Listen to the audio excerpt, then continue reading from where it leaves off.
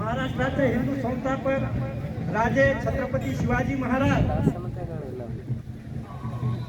यांना नतमस्तक होऊन मनोज भाऊ दरांगे पाटील यांनी जे गोर गरीब मराठ्यांचा लढा उभा केलेला आहे आणि या लढ्याची मागणी आरक्षण सरकारने द्यावं याच्यासाठी जो लढा आहे, या लढ्यासाठी या लढ्यामध्ये दखलबाजी या तिघाणी सरकारने रस्ता रोको जाऊ दे गळा बसलेला आहे. ॲम्ब्युलन्स आणि अंतरिंद जाणारे दोन माणसं या तंदुरुस्त ॲम्ब्युलन्सवाले समजा तिकडे जाणार यायला त्यांनी पुन्हा एकदा हे रस्ता रोको परवानी बंद आहे आंदोलनाचा जो निर्णय घेतला चेक आणि हा निर्णय एका शब्दाने हे काय आपल्या जिंतूर जिल्ह्यात रस्ता रोको सुरू झाले. हो हो आपल्या बंदोबस्तासाठी हे आलेल्या काय आपल्या जिंतूर नाक्यावर आहेत आम्ही. बांधवांना कुठलाही त्रास होणार नाही अशी खबरदारी घेऊन या मराठा बांधवांनी हे चालवलेलं आंदोलन मित्रांनो जा जा तुमची जेवायची सोय करतो तू जर एका मागणीसाठी जर 40 त्या गावात करतो तुमची सोय. हा ते उपोषणाच्या बाजूचंच घर आहे. त्यांची बहीण गेलेली आहे आपल्या चोकडची आजच्या मीडियावर मोबाईलवर युट्यूबवर दिसते की दरांगे पाटलांनी जेवायची सोय करतो ती 4 लोक आहेत, 4 लाख लोक आहेत. सगळ्या जगामध्ये आक्रोश झाला. तसा आज देह इथं पणाला लागलेला आहे. पणाला लागल्यामुळे कुठल्या क्षणामध्ये मनोज जरांगे पाटलाचं काय होईल हे अजिबात कुणालाही सांगता येत नाही.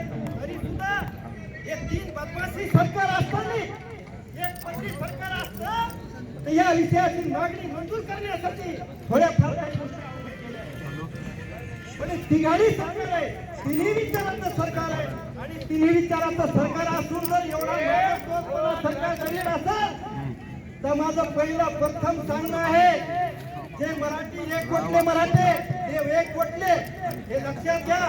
पण माझ्या मराठी बांधवांनो, जे काही मराठी बांधव मिळणे म्हणून कोण्या कार्यकर्त्याच्या कोण्या नेत्याच्या हाताखाली असते किंवा कार्यकर्ते असते त्यांनी ते आता या लढ्यासाठी मिळणेपणा सोडून देणे. प्रत्येक पक्षाचा असतो पण हे मिळणेपणा सोडा. आज तिथून एवढं मोठं आपलं आंदोलन झालं की झालं आता रणधुमाळी सुरू होणार आहे आणि या रणधुमाळीमध्ये सगळ्यांना जावं लागणार आहे. पण हे लक्षात ठेवा, हे होत असताना कुठल्याही परिस्थितीत या लढ्याची जी तुमच्या पोटामध्ये उठलेली आग आहे, मायबाप सज्जनो, तिच्यावर हा मिंदा बरोबर टाकून देऊ नका. हीच मागणी, हेच आमचं मत आहे. आणि तुम्हाला आवडतो सांगतो की आता सांगितलं 40 वर्षाचा काळ गेला.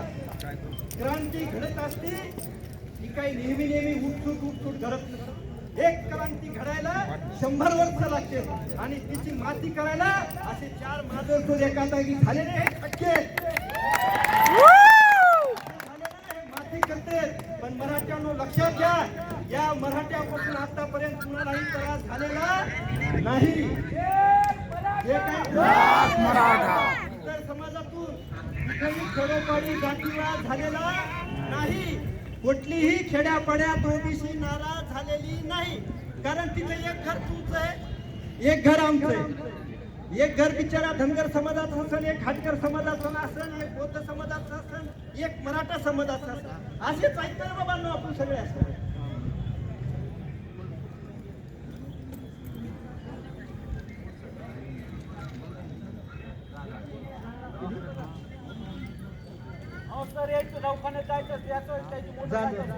जा दवाखान्याचं असेल तर दवाखान्यावाल्याला आडू नका कोणी. हो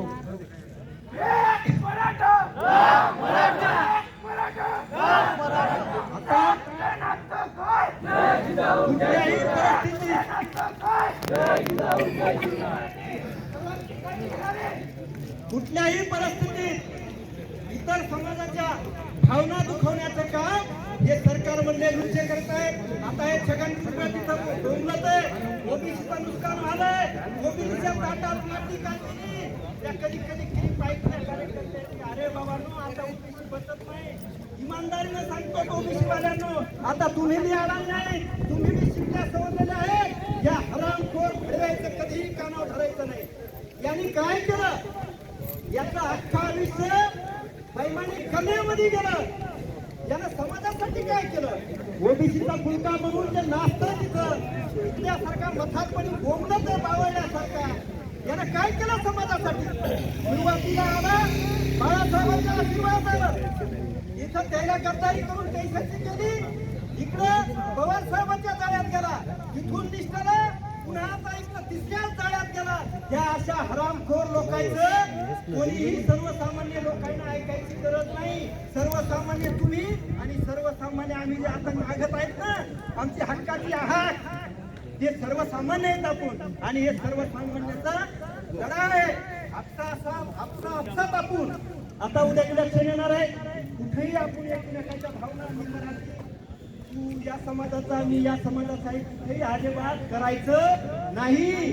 जी आपल्या बापदाद्याची शिकवण होती, साळी माळी तेली संगोळी बरोबर बारा बरोबर या सगळ्याला घेऊन चालायची खेडोपाडी सुद्धा आपल्या बापदाद्याची ही पहिली खासियत होती. आणि या खासियतीला तडा देण्याचं काम हे कुकर हे 2-3 इतर राजकारणातले मोठे होऊन बसलेले करीत आहे. त्याच्यानं समाज बांधवांनो अजिबात नाराजी करायची नाही. कुठल्याही खेड्यापाड्यामध्ये वाद नाही. पण 40 वर्षाचा काळ गेला या लढाईमध्ये. एवढा मोठा अंत पाहता कशासाठी, अरे प्रत्येक लढाईमध्ये एक जण खपिता